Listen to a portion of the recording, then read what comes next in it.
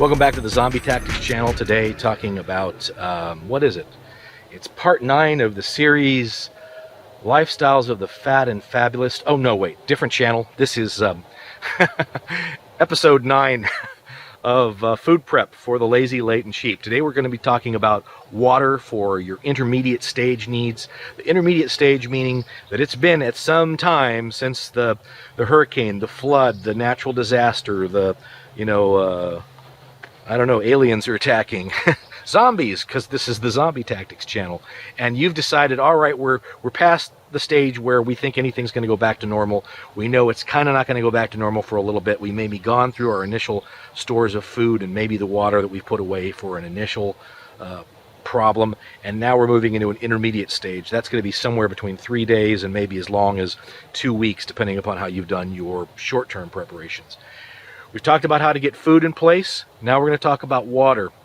Now, I want to apologize to some of you if what I'm about to tell you comes across as the kind of, duh, you're not really telling me anything information, except that you'd be surprised how many people that I've talked about this idea with who have kind of the idea that, like, oh, well, that's totally obvious, but I never thought of that. And that's because, unfortunately, a lot of people, they are always looking for the solution that requires them to buy the neat piece of equipment or install the neat piece of gear or spend a lot of money. They want to buy a solution as opposed to gaining knowledge or gaining skill or having a plan and tactics in place to allow them to deal with difficult situations.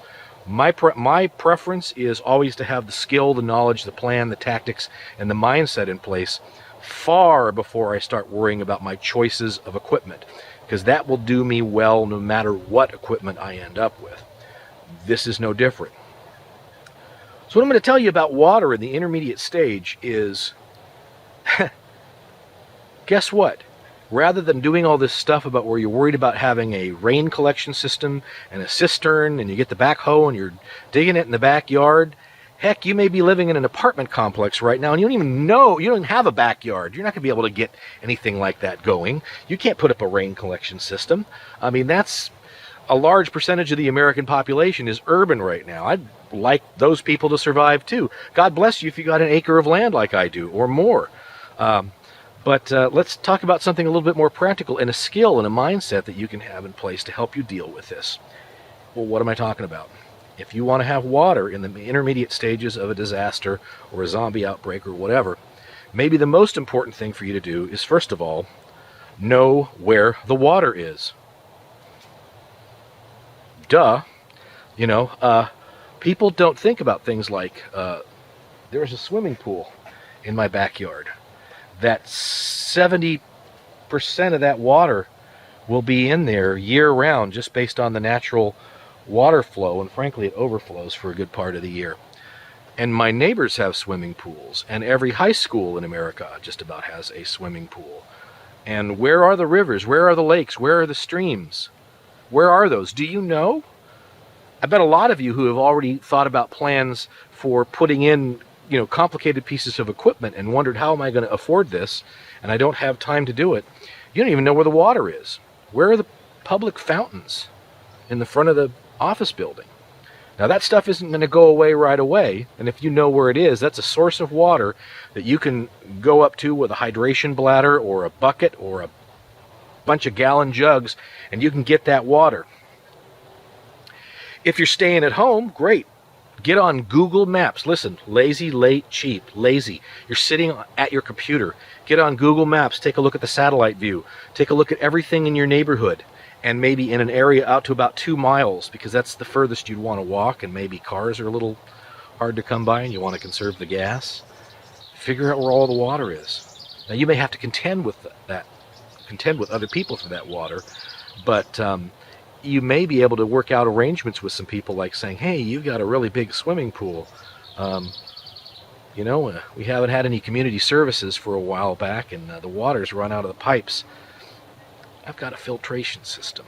If you can let me come get a few gallons of water a week, I'll come back with a couple of gallons of water every week that's filtered that you can use. Kind of a little barter deal here. You have the water, I have the filter. it's amazing how much you can work things out of that, and it's better to always start building a community like that, a cooperative venture, than it is to try to go it alone anyway. And you're already, believe it or not, in an intermediate stage like that. If you're the guy that has a piece of equipment and some knowledge that you can let other people survive with, guess what? You're everybody's friend now, as opposed to everybody's enemy trying to steal their water. The same thing with all these other sources of water. A lot of people aren't going to be thinking, hey, the office building where I used to work in, that has a hot water heater. I bet there's water there. The lakes, the rivers, the streams. A lot of people will be thinking about things like washing their clothes there. That means you're going to have to be doubly concerned about the filtration and the purification system that you use. By the way, those are two different things, and we'll talk about those in a future episode. If you're not staying put and you're on your way to someplace, you're on your way to Uncle Ben's farm where he's got all the water in the world anyway because he's got a pond there, or there's runoff and there's a river and there's a spring and this, that, and the other thing. Well, you got to get there still. At least get on Google Maps, again, sitting in your chair, lazy, late, cheap, and figure out where all the water is on the way. All the water is, if you're going to get in your car and drive, if you're going to walk, whatever you're going to do, figure out where the water is on the way. Have a little map book that's a flip thing and draw circles where it is. Knowing where the water is knowledge that is much more superior to having a complicated piece of equipment that you can't afford. So like I said, some of you are going to say, well, yeah, duh, that's obvious. If it was obvious to you, I'm very happy for you. If it wasn't, now you have a piece of knowledge that you have, and you can use that to build a plan and tactics, meaning that, ooh, I know where the water is. I'm not going to waste all this effort finding the water. I know where it is. I can put my efforts more towards making sure that I can have the right filtration stuff and the right stuff to purify it. That's a better use of my time and money than big $1,000 projects. That's Zombie Tactics for today, talking about intermediate stage water needs. And we'll be back in a future episode talking about that filtration and that purification process, which is all important and is probably different than your standard wilderness survival mode gear, and how you can deal with that in a way that's lazy, late, and cheap. Probably not the next episode, but someone in the future there. Big cliffhanger, I know. Stick with me. I'm doing these as fast as I can. That's Zombie Tactics for today, and we'll see you next time. Bye-bye.